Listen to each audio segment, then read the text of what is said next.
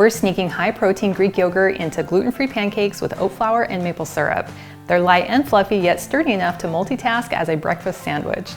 Hello, my name is Nicole Bonilla, and if you love healthier recipes that taste amazing, then you are in the right place. Now you're welcome to jot down these ingredients as we go along, or you can click on the link that's in the video description below, and that will take you to the full recipe with all the details, including nutrition facts, ingredients and substitutions, and frequently asked questions. Now to make these really easy pancakes, we're going to start with our mixing bowl, and we're going to start with our wet ingredients. So to add protein and moisture, we're adding half a cup of plain Greek yogurt. Then we're going to add 1/3 cup of milk, and you can use any variety that you like. Then we'll add 2 tablespoons of maple syrup for some natural sweetness. Next, we're going to add 3 tablespoons of light olive oil, but you could also use avocado oil, a teaspoon of vanilla extract, and then we'll just whisk this together till it's nice and smooth. So next we're going to add 2 eggs, and then we'll whisk again just until they're mixed in. Now there are lots of options for the flour combination for these pancakes, and I included a table on the recipe card that has all of their measurements. But my favorite combination is using oat flour with a little bit of gluten-free flour to give it a little bit more structure, as well as adding some protein powder to increase the protein, and it also adds flavor. So we're going to start with half a cup of oat flour, and you could certainly grind your own from old-fashioned oats or quick oats.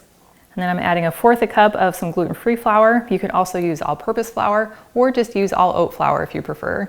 Now adding protein powder is optional. This is my favorite because it's organic, naturally sweetened, and it's nut-based, and we really like the flavor. So we're adding 1/4 cup of some protein powder, but again, the recipe card shows other options for omitting it. And then we're going to add 2 teaspoons of baking powder. Now to give these pancakes a little more structure, since we want to be able to use them as sandwiches, I'm going to add a little bit of psyllium husk. And this is also going to add some fiber, but you could omit it if you like, or you could even use some ground flaxseed instead. And 1/4 teaspoon of salt. And then we'll just mix this together till well blended. And then we have this beautiful pancake batter. Now in its current consistency, this is perfect for getting some nice thinner pancakes, but we want to let this sit for about 10 minutes because that's going to give all the oat flour and that psyllium husk a chance to soak in all the moisture.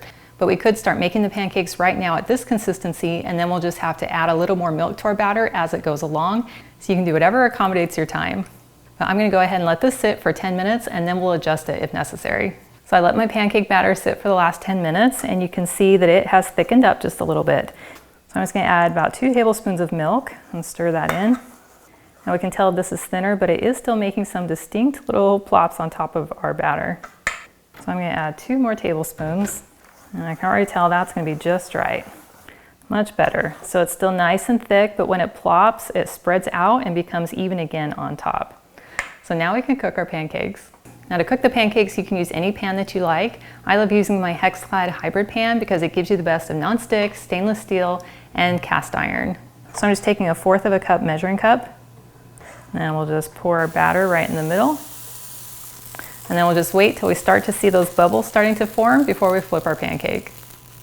Now that we see some bubbles, we'll come in with a spatula, give it a flip, and we have this beautifully toasted pancake. Another thing I love about these Hex-Clad pans is that you can use metal utensils on them without scratching, in case any of you are very concerned that I used a metal spatula in my pan. Now, as soon as it's cooked on the bottom, we'll just transfer it to our board to cool, and then repeat for our remaining pancakes. Now, if you could use more healthy inspiration on a regular basis, I invite you to join my email list. All you have to do is click on the link in the video description below, and that is the best way for us to stay connected.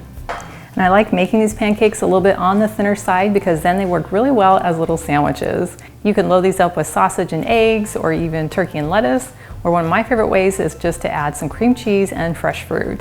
So I'm just going to spread on some whipped cream cheese and some raspberries and some blueberries. Put some cream cheese on the other half, load it on top. Then you have this perfect little pancake sandwich that has the flavor of maple syrup, but you don't have any drippy, sticky syrup all over it, and you can eat it by hand. Sounds good to me.